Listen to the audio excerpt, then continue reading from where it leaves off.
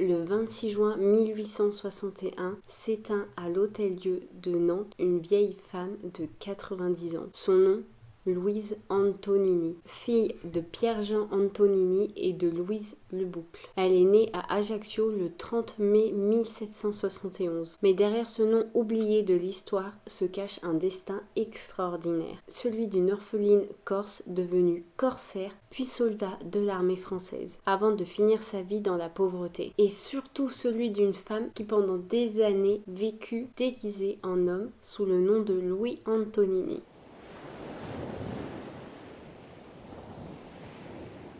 Louise est née en 1771 à Ajaccio sur l'île de Beauté. Son père, Pierre-Jean Antonini, est un ancien officier du célèbre Pascal Paoli, le héros de l'indépendance corse. Mais lorsque Paoli est vaincu et que la Corse passe sous domination française, son père est obligé de fuir. Quelques années plus tard, Louise perd ses parents. Elle n'a que 10 ans et déjà la vie ne lui a rien épargné. Seule sans ressources, elle va quitter son île natale et errer à travers la France. C'est qu'ainsi qu'elle arrive à pied jusqu'à Lorient. À Lorient, Louise, elle va faire un choix très audacieux. Elle va se déguiser en homme. Pourquoi? Simplement pour survivre. Et c'est là qu'elle va prendre le nom de Louis Antonini. Habillée en marin, la jeune fille réussit à se faire embaucher comme matelot sur un brick. Donc un brick, c'est quoi? C'est un voilier à deux mâts. Puis par la suite, elle va se faire embaucher sur la frégate la Cornélie. C'est le début d'une vie de corsaire. Et rappelons bien qu'un corsaire, ce n'est pas un pirate. La différence est qu'un corsaire est quelqu'un mandaté par l'État,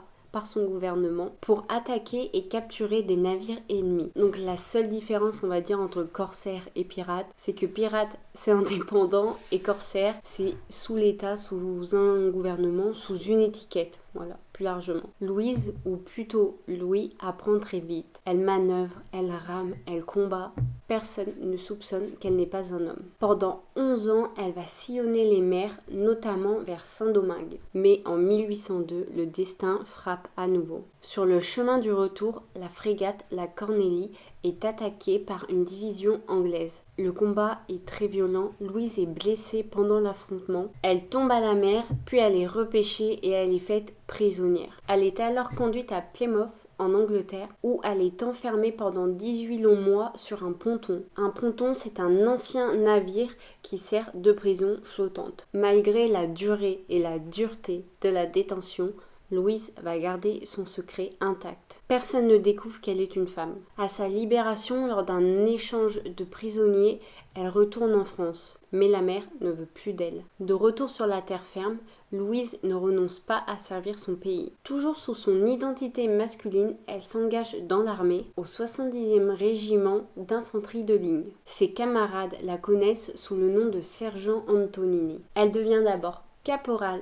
puis sergent, à force de courage et de discipline. Mais lors d'une campagne au Portugal, elle est gravement blessée à la tête. Soignée par les chirurgiens du régiment, son secret est finalement découvert. Le sergent Antonini est une femme. Sa carrière militaire prend alors fin brutalement, mais ses supérieurs vont témoigner de son courage extraordinaire. Elle reçoit une petite pension, mais vraiment insuffisante pour vivre. Blessée et marquée par les années de guerre, Louise va s'installer à Brest. Elle y travaille pendant 20 ans dans une briqueterie. C'était vraiment un travail laborieux, mais qui lui permettait d'avoir un minimum de revenus. Elle vit humblement et aide parfois ceux qui, comme elle, n'ont rien. Son ancien colonel, le maréchal de camp Jeannin, écrira plus tard au général de division. Mon général, la demoiselle Louise Antonini, fille d'un ancien officier supérieur de la Corse, a servi comme marin et comme soldat. Elle fut blessée au feu et libérée du service pour cette raison. Cette femme est non peut plus recommandable, non seulement par ses antécédents, mais par sa conduite.